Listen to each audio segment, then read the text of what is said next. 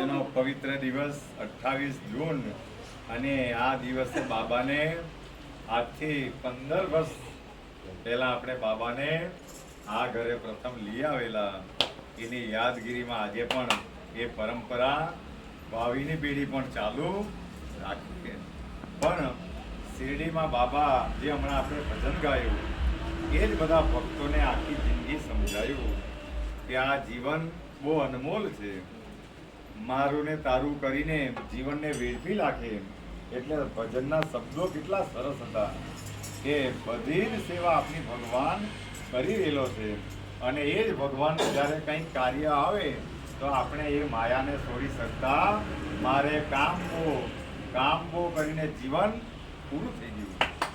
જીવન પૂરું થઈ જાય, કામ કોઈ દિવસ ઘટવાનું નથી.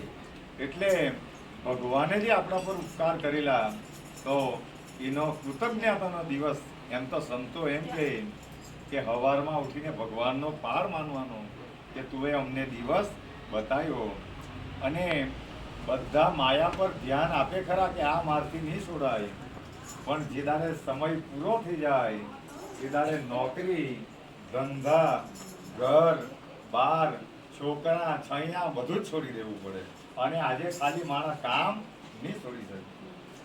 દવાખાનામાં જાય તો લાખોના ખર્ચા કરે, પણ જ્યારે આવી કંઈ જીવોની સેવા કરવામાં આવે તો ત્યારે માણસ આટલું પણ છોડી શકતો.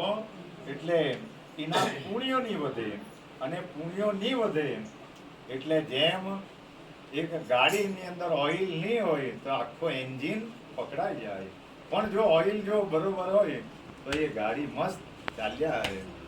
એવી રીતે આપણા સંસારની અંદર પણ જ્યાં સુધી પુણ્યો છે ત્યાં સુધી સંસારની ગાડી સરસ ચાલ્યા કરે. પણ પાપ વધે અને એ ઓઇલ પૂરું થાય પુણ્યનું એટલે પછી આધિ વ્યાધિ અને ઉપાધિઓ ચાલુ થાય. આપણે સમાજમાં જોયું છે, કરોડો રૂપિયા કમાયા પણ ઊંઘવા સારું 3 ગોળીઓ લેવું પડે. આવું આ જીવન છે. એટલે સુખી કોણ રહ્યા? એને સંતોષ રાખ્યો, ભગવાનની ભક્તિ કરી, મારું તારું સોવ્યું તો તે હંમેશા આનંદમાં રહ્યા. તો એના માટે આ ભજન આપણને હંમેશા યાદ દેવડાવે કે ખાય પીને નિરાંતે ઊંઘ છોડે, કરતો લોભી તનો અભિષેક. આપણે વરમાં એકવાર ભગવાનને લોટો ચડાવવા જડ નહીં જઈએ, પણ એ આપણા ઊંઘેલામાં પણ એ લોનનું પરિભ્રમણ ચાલુ રાખે. એટલા આનંદ સારું ભગવાને આપણા પર કરેલા છે. અને એના માટે કંઈક કરવાનું આવે અને આપણે બધા આળસુ બનીને પડી રહીએ. કરોડો રૂપિયા કમાય, ચાહે હોનાના મેળ પણ બાંધવામાં આવે, પણ જ્યાં સુધી અહીંયા નહીં મળે ત્યાં સુધી દરિદ્રતા કોઈ થઈ શકતી. આ સંતોના શબ્દો છે. એટલે સદગુરુને પ્રાર્થના કરીએ કે આ બધા પરમ આનંદમાં જીવતા છે તો કારણ કયું કામ કરે? ભગવાનની ભક્તિ. તો સંસારના કાર્યો કરતા કરતા, નોકરી ધંધા કરતા કરતા પણ આ કાર્યોને કરી જ શકાય, એમાં કોઈ સંદેહ નથી.